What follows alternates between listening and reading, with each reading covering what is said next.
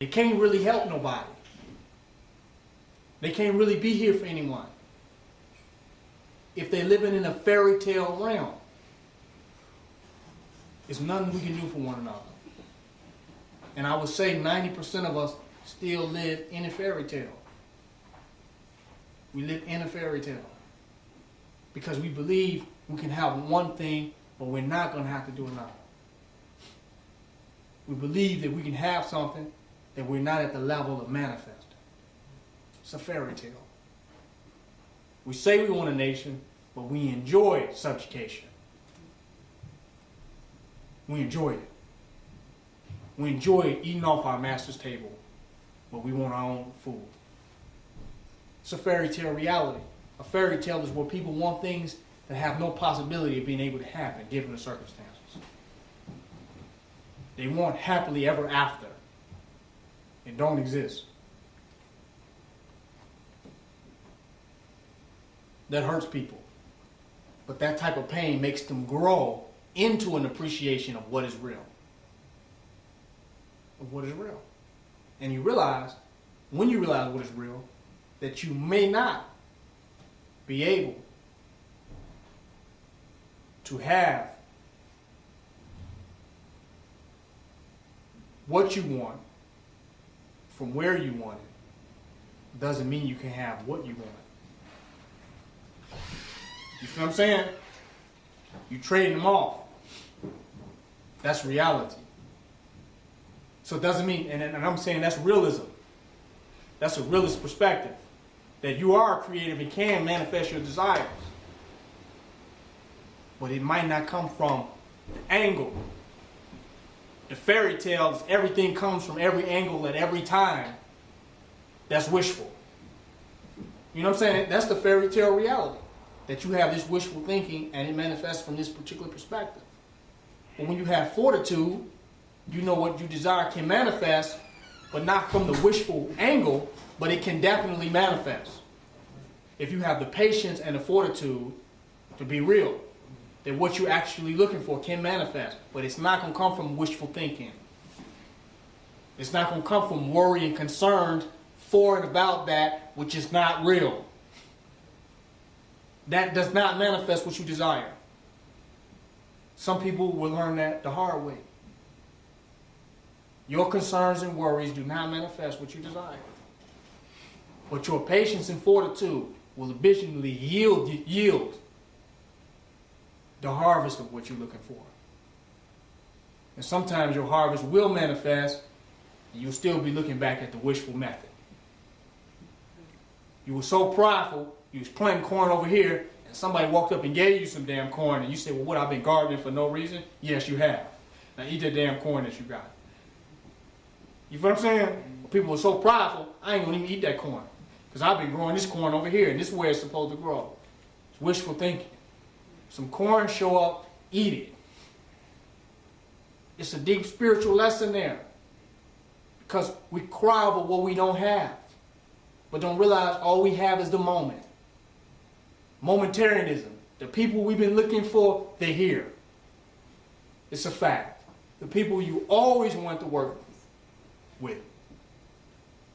That supportive group that you was looking for, that was on the same page and positive, they right here. They right here.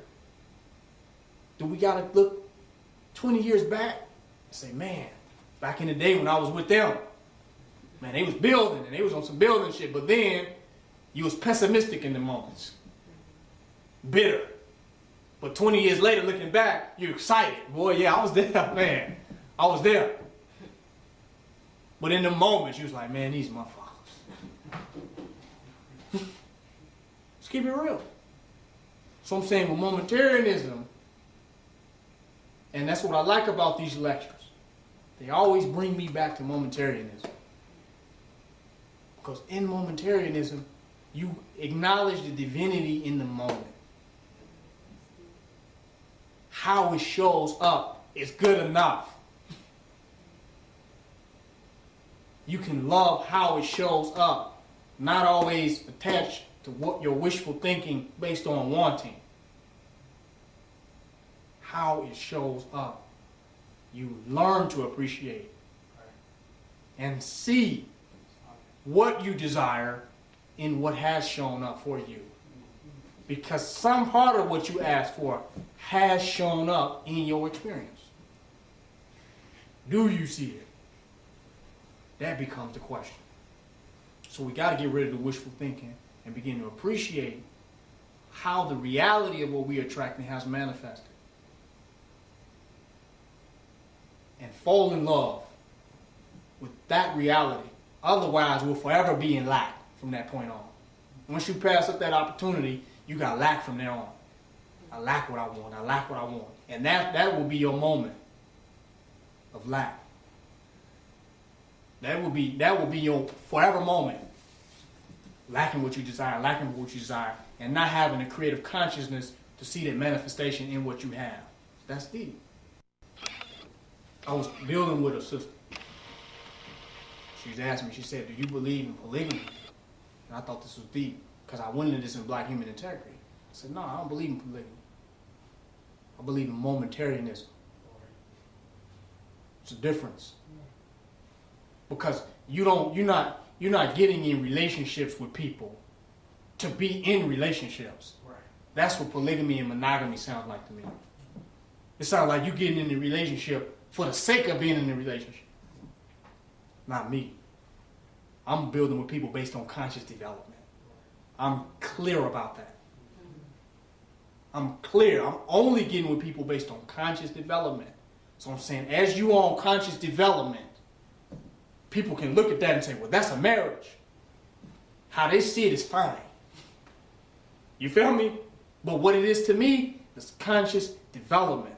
Because when it no longer represents conscious development and nation building and enlightenment and lack of all them fear, doubt, and limitations and illusions, you feel me? When it starts to represent that, it's over with.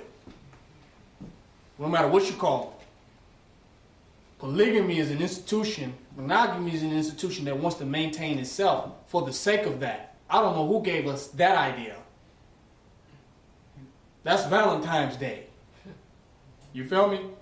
I want to unify with people based on building something, based on a sacred understanding of self-realization and going to the next level of consciousness. That's what my desire to unify with people is on. Outside of that, I don't want to maintain an institution of an idea that I didn't create.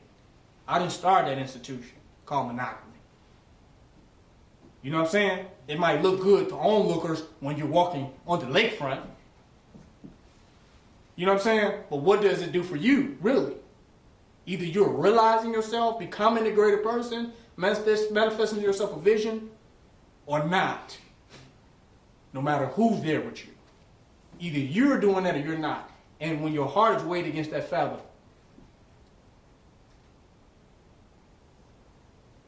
with that meiotic balance, they're not going to ask you, you ain't going to be able to say, well, I was with this person, and they was on some bullshit and blah, blah. They're going to be still moving that scale, weighing, and keep talking.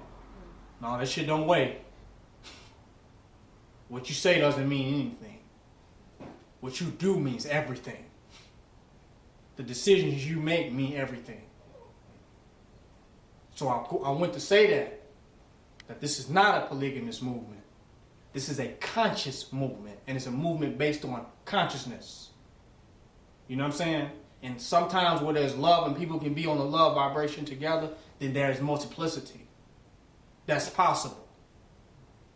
But a lot of times, ain't one person who can really be conscious. So you find yourself by your damn self a lot of times, right. Even when you're with people. Right. Yeah. You follow what I'm saying? Yeah. It's a fact. It is what it is. It is what it is. And when some person is drifting off into some other consciousness, if you think you're married in that moment with them, your ass is lying to yourself. They somewhere else.